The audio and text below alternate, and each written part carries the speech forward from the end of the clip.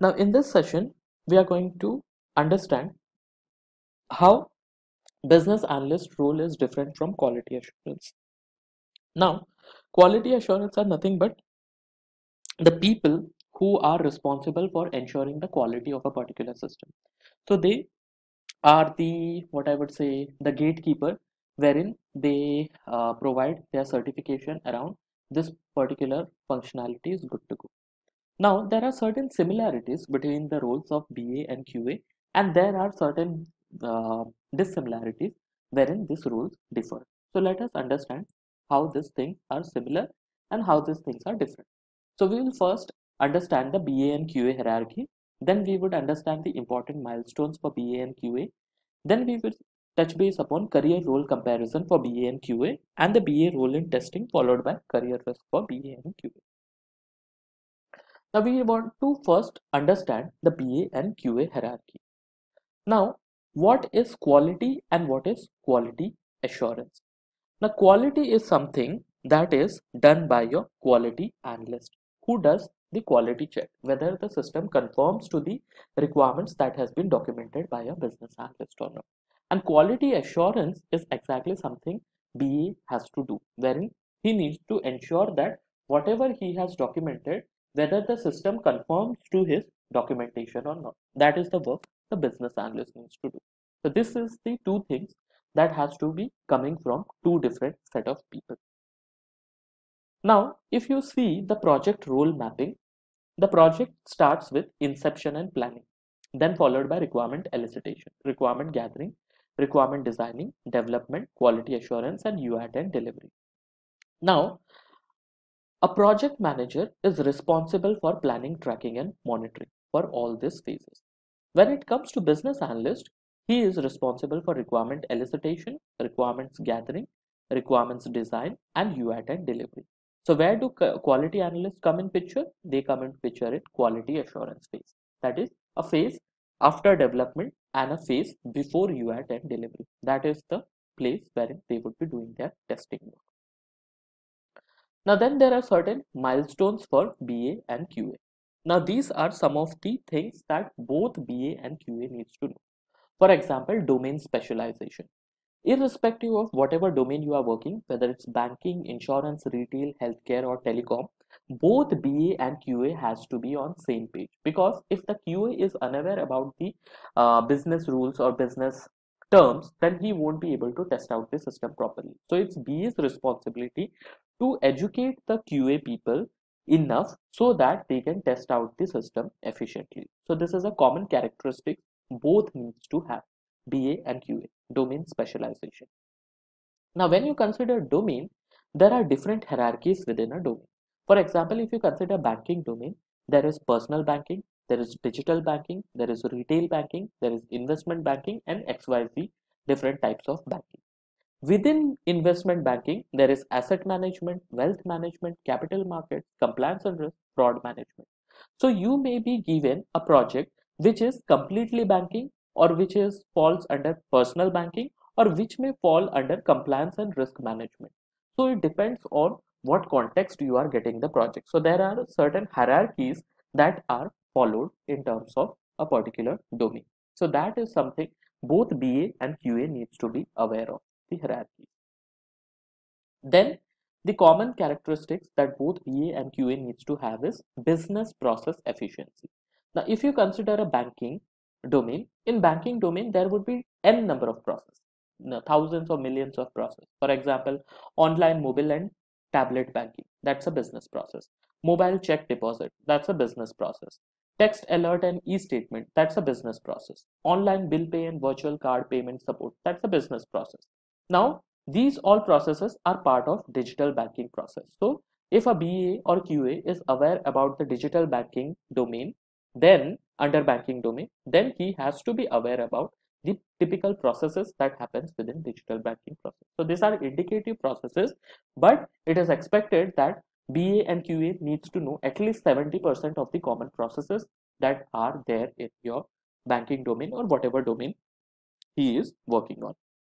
Only then they should be able to perform their job efficiently. After that, path to SME, that is subject matter expert. Now both BA and QA can become SME. It's not like that only BA can become an SME.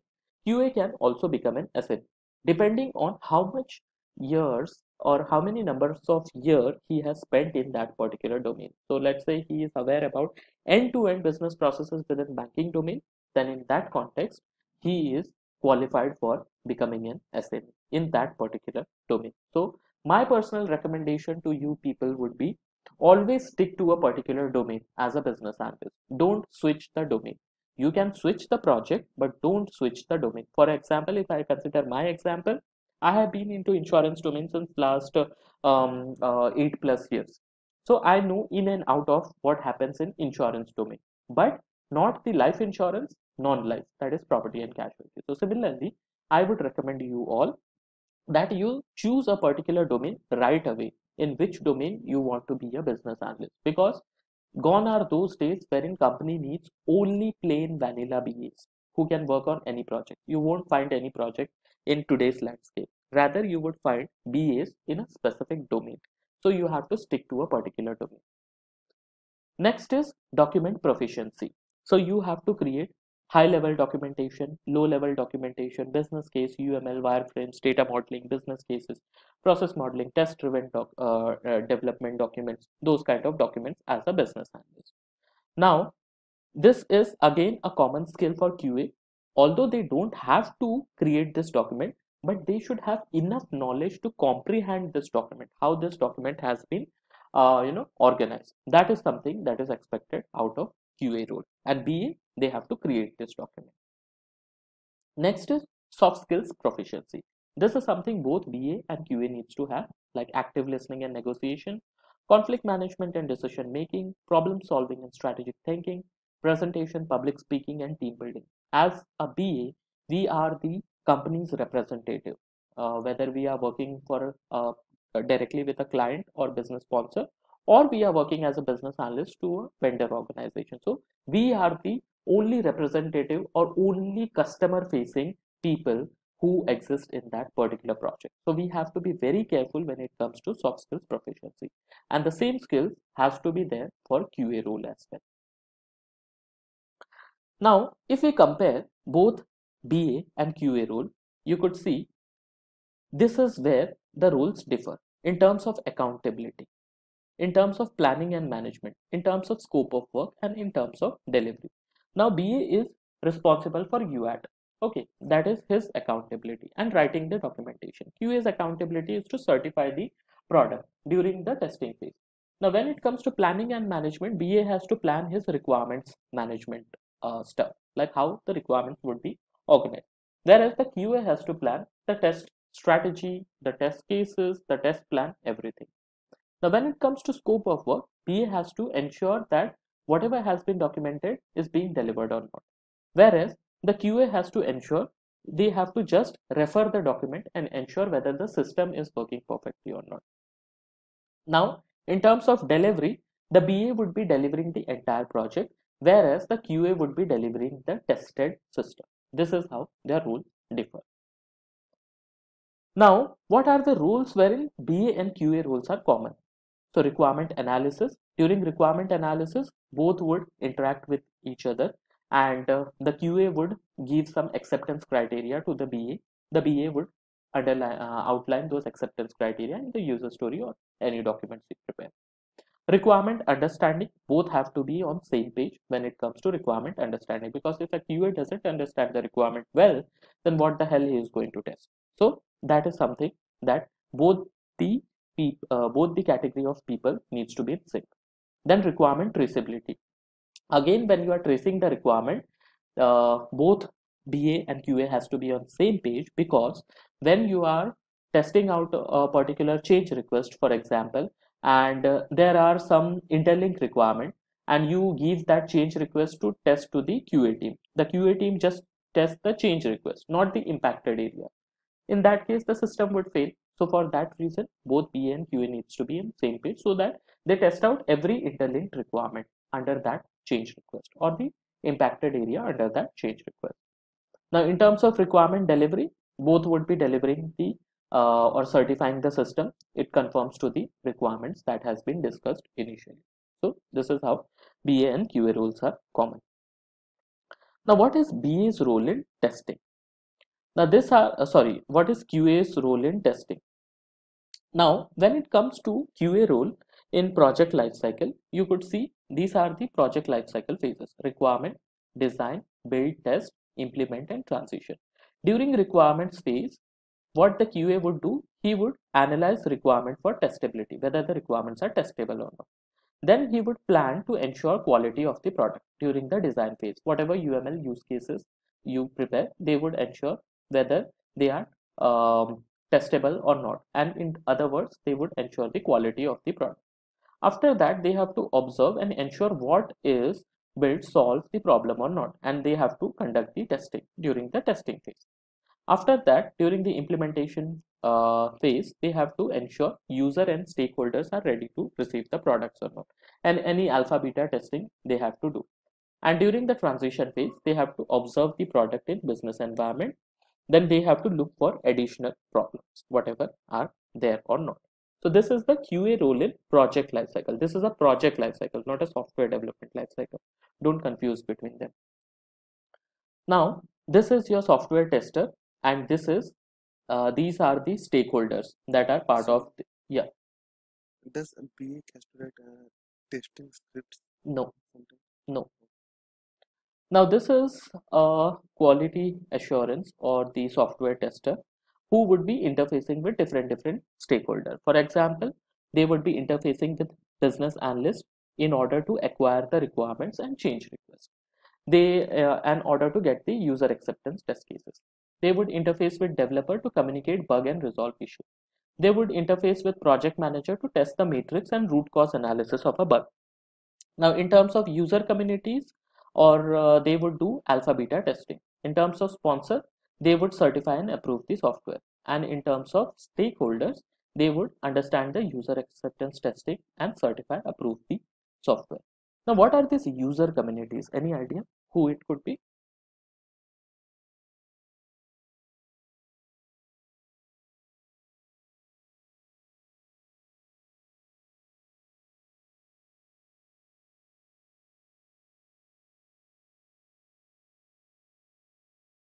So when there's an alpha beta release, there is like a specific set of users that uh, kind of sign up to use the product before its actual launch, and they're very willing to face bugs and stuff like that. So they know that what they're getting into. That okay, fine, this software has bugs and stuff, but still I can use it and test it out, and then they'll report any kind of bugs and issues that are they are facing. Basically, it's like a quality check, but in an informal environment. Kind of, the customer is putting himself through the process to get us the result. Absolutely. So what happens in user community testing is like, let's say I want to launch a new version of Android system. Now, this system is initially open to a selective group of people called as user community. So they would be given, free software upgrades basis on their consent, and they would test out the actual system on on an initial release basis. Now, once they receive enough feedback from the user communities that this is good to go now, they would launch an official version of that system. So these are the people who give real world feedback, like this menu is not working, I'm having difficulty in accessing this menu, those kind of things. Now, these are the types of software testing that you are going to use: acceptance testing, black box testing, compatibility, conformance, functional integration, load, performance, regression, smoke, stress, system, unit testing, white box testing. So you are not supposed to know these testing methods. These are more from a quality analyst perspective, but these are the typical testing that a quality analyst does. And in order to do this testing, they use different tools. For example, if they want to do functional automation, then that can be achieved with WinRunner, QTP, ALM, Silk Test, Rational Robot. So these are some of the tools that are available basis on the context. For example, if they want to do load testing, then they can use load runner, self performer, rational performance, WAPT. And if they want to use any test management tool, they can use test director, quality center, test management, Bugzilla, Salom, RTH, and ALM from HP. So these are some of the common tools that the QA team use in terms of documenting their test script or test plans.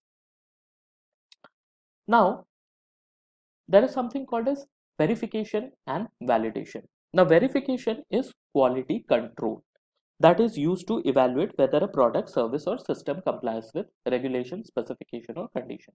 Whereas validation is quality assurance, the process of establishing evidence that provides a high degree of assurance that a product, service, or system accomplishes it intends to. And if you want to understand the difference between validation and verification, you can understand it this way. Validation is like to understand, are you building the right thing? And verification is, are you building it right?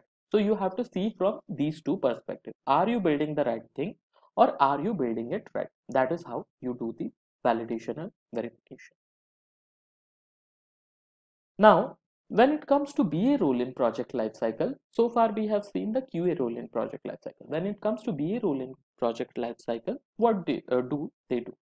Now, during the requirements phase, they author the requirements documents using various techniques and analyzes the requirements.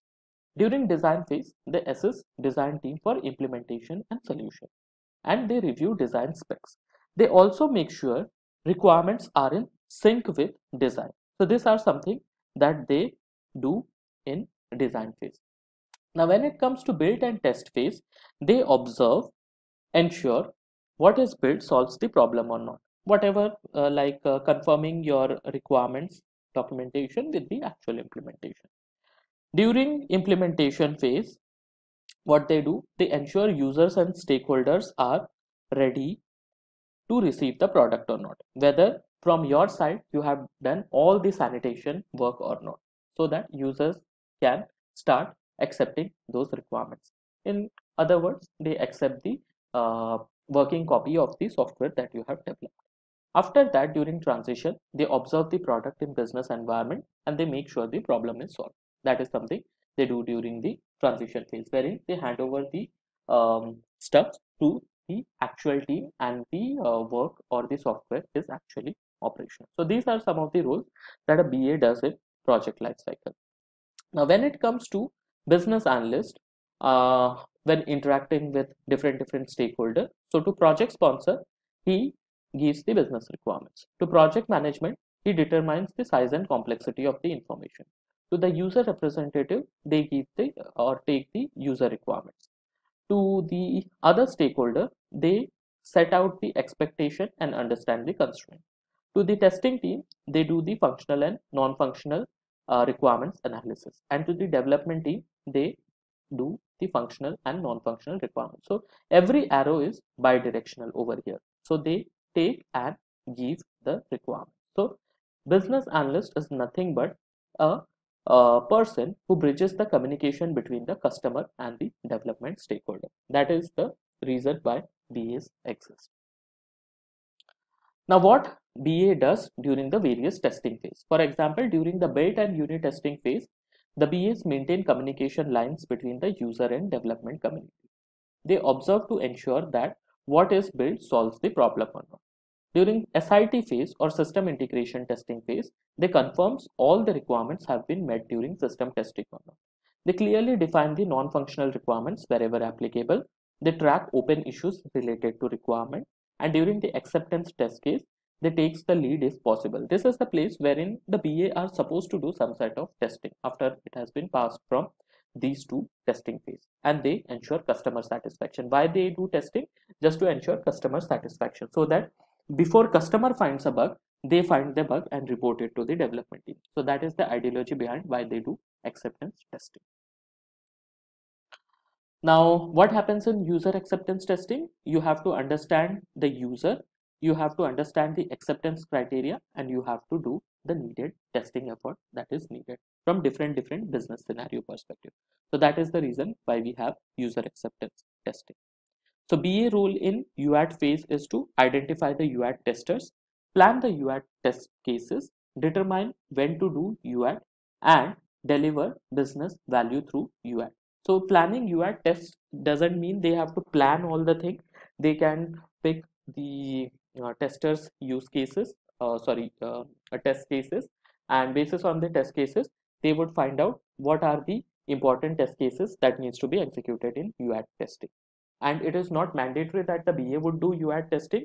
If they find any good QA resource, they can deploy those QA resource in terms of doing UAT testing. So this is how the BA role come into a picture in user acceptance testing. Now, what are the career risks for BA and QA?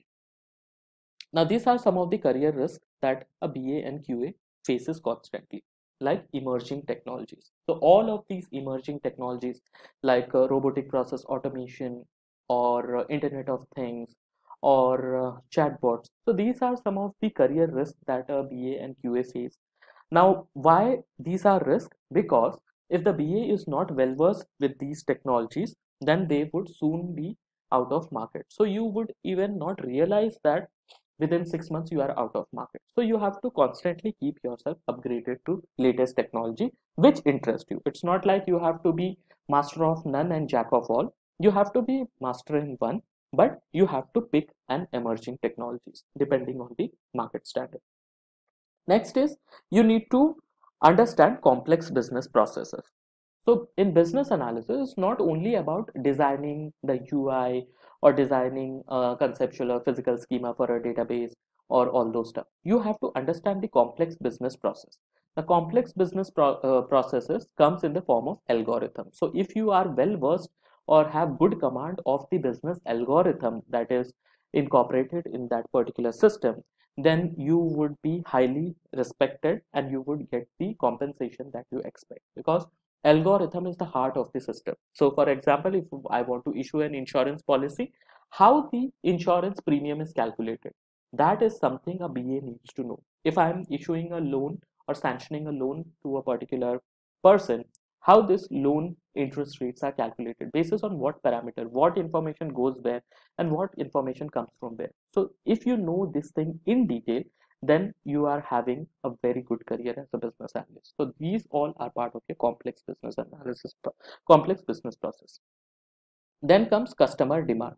So you have to adapt yourself with the changing customer demand. So whatever your customer is expecting, you have to reply and negotiate in a healthy manner. So that is something that you need to take care of. After that, technical competency. Now, why did we learn the basic SQL skills? Because that would help you survive in the industry. So if you don't know a SQL script, then you have to run behind a developer or the DBA developer in order to have them, coming to your desk and have this query executed. So rather, if you have a command on it, you can do it yourself as well, because their time is also precious, the development team.